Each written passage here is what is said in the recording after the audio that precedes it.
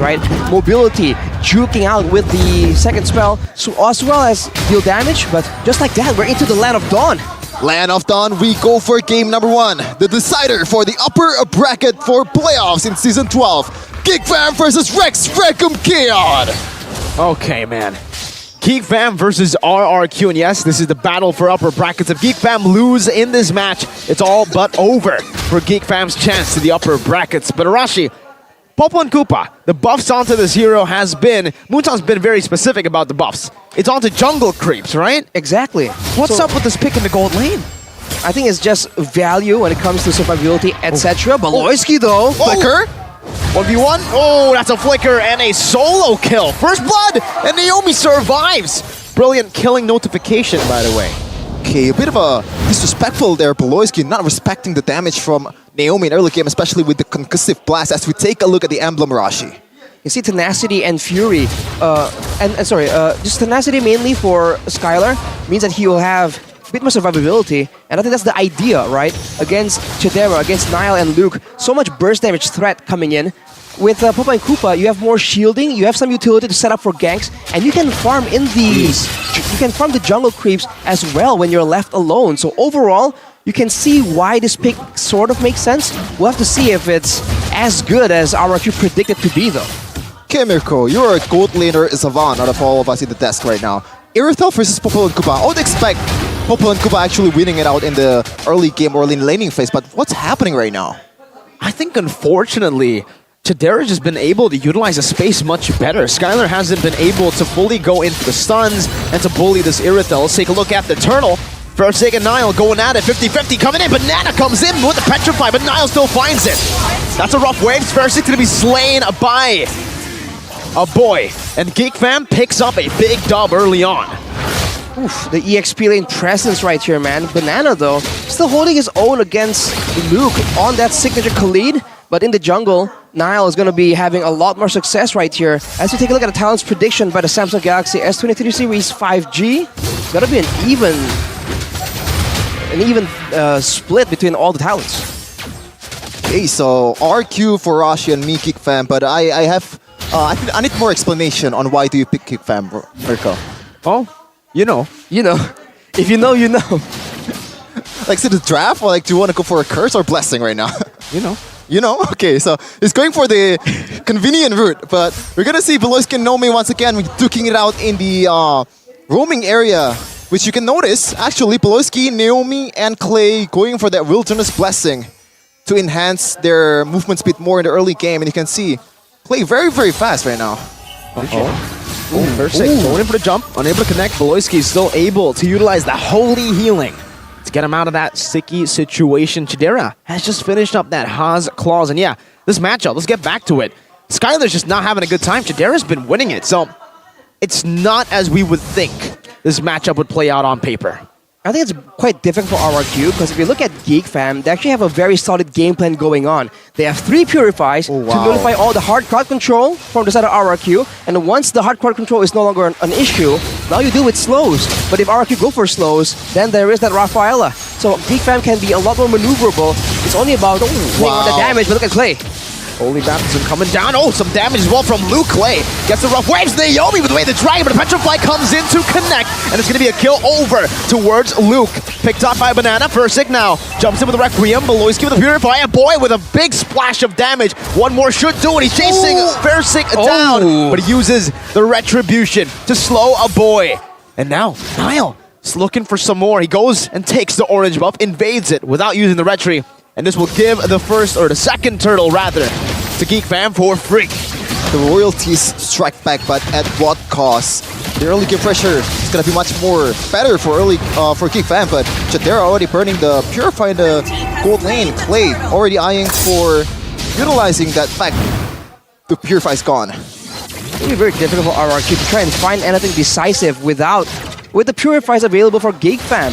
Of course, they have a lot of crowd control to burn out those Purifies, but hey, there we go. Play and Versick. Requiem plus the rough waves. The double R combo. We're just waiting for the Q. Okay. RRQ. Yeah, I get it, Mirko, I get it, but the consistency. Yeah, I'm already salivating, like on the potential of their Wilderness Blessing Might, but pressing another engage. A big dive into a wave of the dragon by Naomi. Jadera gets out, heavy crossbow, outplays Skylar. The first thing taunted up under the turret, takes a big turret shot and straight into the blades of Nile. Nile, just brilliant respawn. Is very aggressive in the. Oh my goodness, just taking all the damage too. But Naomi once more.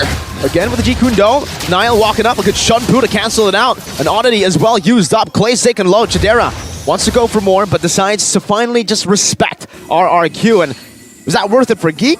I think it still is. The fact is that RRQ, they really should be winning in this early game.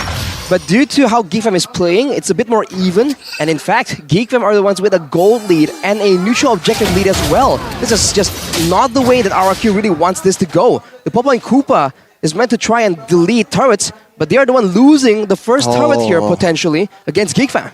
Red team turret has It's sad, it's definitely sad, but Clay, ooh, a bit dangerous there, but still has the first skill to get away as Nile, very aggressive once again. Knocked up, Naomi walking down, the Requiem locks him down. Who gets it? Was it first stick? Yes, it was. Now it's an all-in onto the Petra. No movement at all. And a Petrify as well. Beloyski caught in. The final slash. And now it might just be a boy getting caught, but he has a rough way to escape. Naomi follows him through with a G Kundo. Meanwhile, look at Luke looking for the kill in the back. Raging Sandstorm not connecting. That's a big whiff as Clay is able to dodge away from it. That's a solid 5 seconds taken away from Nile, man. Just hot potato. Everyone's seeing him. Man, everything being used right there, showing you again how much crowd control RRQ is just saving up, and now Luke becomes victim of it again. Another Requiem locking Luke down, beautifully done, and RRQ has just reclaimed a turtle. This is a great adjustment from RRQ, man. Usually teams go with the Purify, and RRQ, relying only on Banana or Naomi to engage, they can't really get much, but now it's a different situation altogether. And look at that. RRQ constantly have more crowd control to throw after the Purifies have been used from the side of GeekFam. Of course, this is the mid-game where RRQ's composition should be stronger, on paper at least. So if they want to try and get advantage, it needs to be now. Turrets, kills, lords even. If they can't really get it now, GeekFam will start to slowly but surely outscale them. Especially on this prolonged team fight, right, Arashi, because they have healer from Beloyski, a lot of disengage potential as well. If they want to just took it out for like 10 seconds, GEEK definitely is going to be the one who's winning out the matchup. But the boy, once again, still able to escape with a Purify. Whoa! Electro final blow by a boy! Oh, he steals it! Sustains back up! Clears out the wave! What looked like a mistake turns out to be an amazing play from a boy. swag points there. It doesn't really need to be done, but he did it. I mean, I think it saved the turret, technically. And wow, Nile, once again, just showing dominance in the jungle role. Ferrisic is definitely struggling right here. And RRQ, they need so much in order to even set up for a single kill. They can't really go for much right now, especially if GeekFam sticks together and Nile can soak in the damage. Holy Baptism, Nile in the back as well, pinching Skylar down. This might be a solo kill.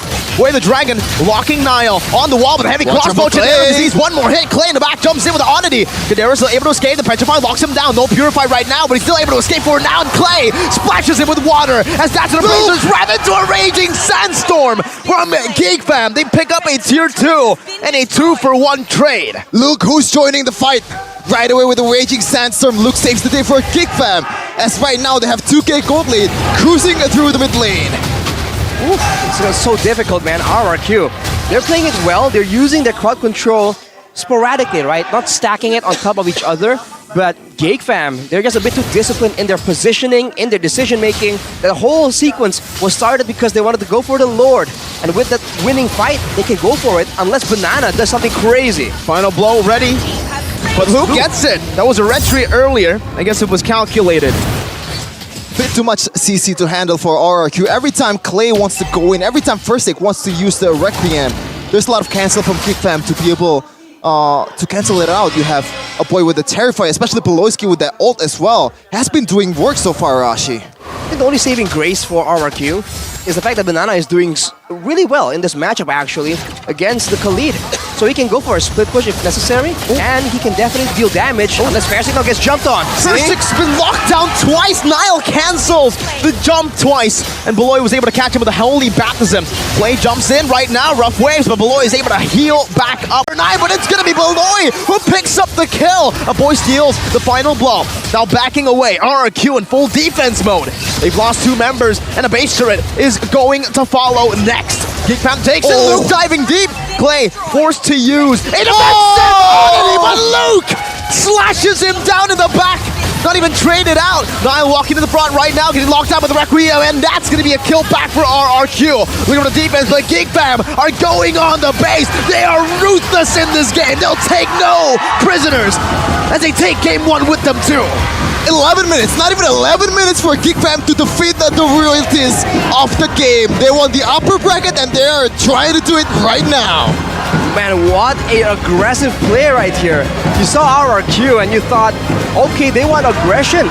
Turns out that GEEK they are the ones who have the better adaptations, the better strat for the new patch.